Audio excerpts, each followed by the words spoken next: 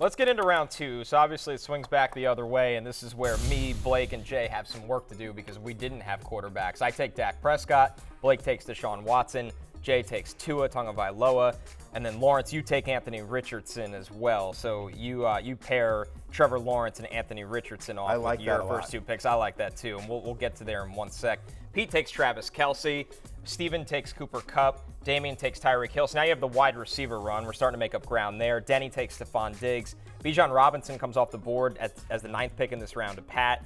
Cris takes Nick Chubb. Kyle takes A.J. Brown. Matthew, you take your ride or die in Amon-Ra St. Brown. So, Lawrence, you go for upside in this round with Anthony Richardson after getting a nice floor in round one with Trevor Lawrence. Yeah, and when you think about it, look, in this draft, Anthony Richardson comes off the board as the 12th quarterback, and that's where a lot of people expect him to finish around. So at this point, I'm thinking wide receiver. I want to get one of these receivers, but I'm at quarterback 12 on the board, so I'm like, nah, he ain't getting back to me. Originally, I wanted to try to sneak in there and get him in the 3rd, but I'm like, nah, let me pair these 2 quarterbacks that I feel will be 2 top 12 quarterbacks, and then let the rest of the board shake out. And by the way, I love the pick there, Lawrence. The fact is that, I mean, you screwed up your draft later on, but so far you're off to a really good start. We'll but again, see about because honestly, like after you, like whatever, Tyreek Hill, Stephon Diggs, that's the round we're in. So if you're just sort of playing it out, like, okay, if at the end of this round is where the Tyreek Hill and Stephon Diggs of the world is, I know that when it comes back around to me, there's still going to be a viable wide receiver. And you know, next round you didn't do a wide receiver, but whatever. The fact is that you can sort of look ahead and sort of see where players are starting to net out here.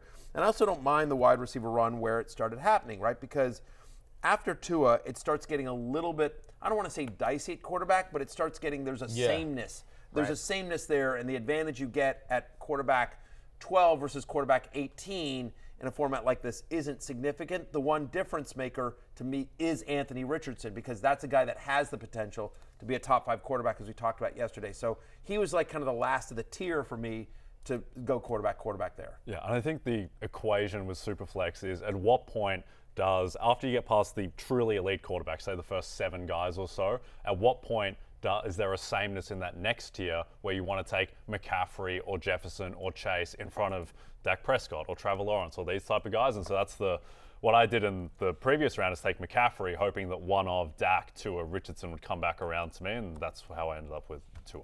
Yeah, I had the same thought process, picking at the end of the round. Do I love taking Dak to start off the second round? No, but if I don't take Dak Prescott there or Tua or Anthony Richardson, somebody will. I'm done. By the time it gets back to me at the end of round 3, there's nobody left. So, right. You're in the Kirk Cousins Geno era. Yeah, 100%. So that's the range you're in there. Hey, it's Matthew Berry from NBC Sports and Rotoworld.com. Just want to thank you so much for watching what you just watched, or at least being too lazy to click out of it after the autoplay just kept it going. So either way, thank you so much for just letting it scroll by your screen.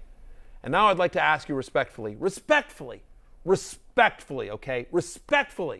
please subscribe to the NFL on NBC YouTube channel for the latest NFL news, fantasy headlines from Rotoworld, and betting analysis from NBC Sports Edge.